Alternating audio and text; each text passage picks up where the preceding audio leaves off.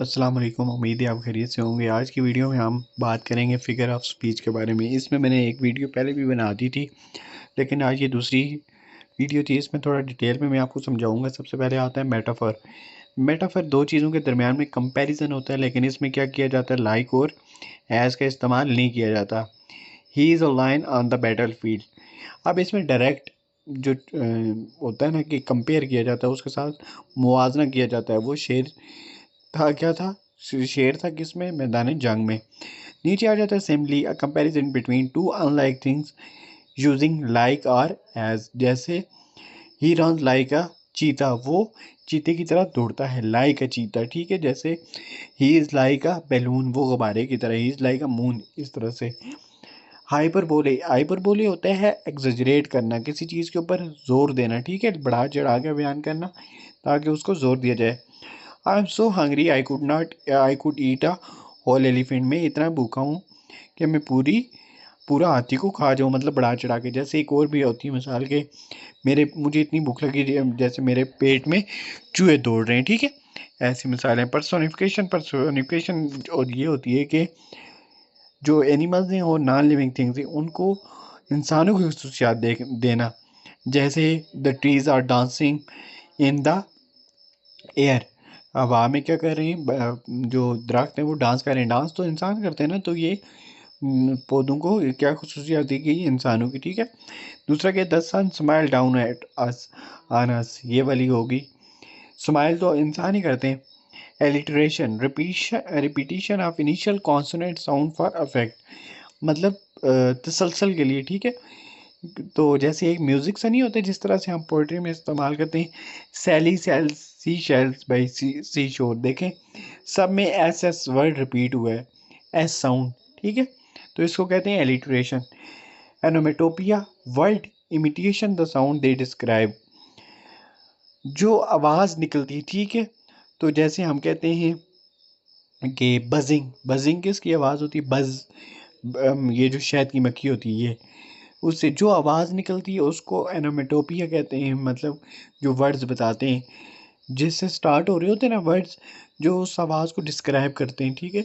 जैसे the fire were exploded with loud boom, boom वही ना, धमाका, बूम। जैसे बूम आवाज़ हम कहते हैं, नहीं धमाके की आवाज़ है। ईडियम होता है a phrase with a meaning different from its literal meaning. जैसे हम ज़रबुल मिसल भी कहते हैं।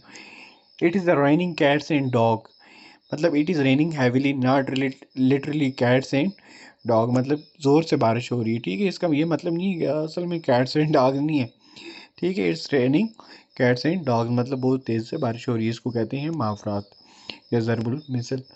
सिंबोलिज्म, यूजिंग ऑब्जेक्ट और colour to represent abstract ideas. Abstract ideas वो होते हैं जैसे आपकी ड्रीम हो गई, फीलिंग हो गई, इमोशन हो गया। और हार्ट सिंबलाइज लव। अब हमने कोई ऑब्जेक्ट यूज़ किया, ठीक है, किसको बताने के लिए, लव। जो आपने अक्सर देखे होंगे, जो दिल होते हैं वो ऊपर नीचे उनके एरोज लगे हुए होते हैं, वो किसको शो कर रहे होते हैं, लव को, ठीक है। इसी तरह से जो वी का निशान है वो किसको शो करता है, विक्ट्री को।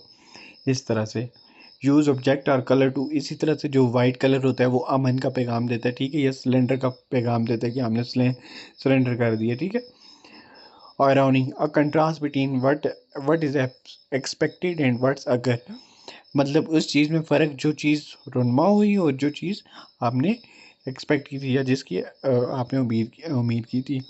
The fire station caught on fire, you would expect a fire station to be safe from fire. Fire station जो था वो क्या कर गया, आग पकड़ लिया, लेकिन आपने क्या एक्सपेक्ट किया था कि वो आग से बच जाएगा।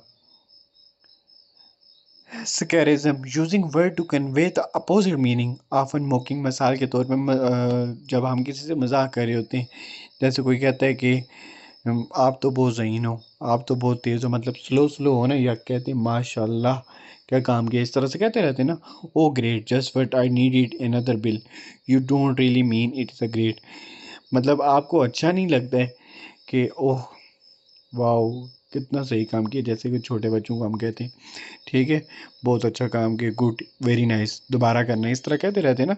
इसको कहते हैं sarcasm. Sarcasm, using word to, sarcasm मतलब मोकिंग करना, फन करना। Oxymoron, combining two contradictory word और फ्रेजेस, मतलब दो वर्ड्स को आपने जोड़ देना। Jumbo shrimp, shrimp are small but jumbo implies large, छोटा बड़ा मतलब दो कंट्रास्ट वर्ड या मतलब अपोजिट वर्ड को आपस में जोड़ देना। Juxtaposition, placing two contrast ideas or image together, दो अपोजिट चीज़ों को इकट्ठे कर देना। The luxurious mansion stood beside the homeless after homeless shelter, contrasting wealth and poverty, दोनों चीज़ों को। लग्जरियस मेंशन, लग्जरियस कहते हैं अमीर जो बंदा होता है, लग्जरी वही होता है ना, और होमलेस शेल्टर ज़ाहिर बात है जो गरीब बंदा हो गया। इसमें दोनों चीज़ों को क्या किया गया है, इकट्ठे किया गया। ये जस्ट अ पोजिशन है। Analogy, comparing two things to highlight their similarities, analogy मतलब सिमिलरिटीज़ को बयान करना, दो चीज़ों को हाईलाइट करना ताकि उनके दरम्यान में सिमिलरिटीज़ को बताया सके। The human brain is like a computer, computer जिस तरह डेटा स्टोर करता है और ह्यूमन ब्रेन भी डेटा स्टोर ही करता है, मतलब काम करता है, सारे मेन फंक्शन यही है। तो बहुत प्रोसेस इंफॉर्मेशन, समझ आ गई।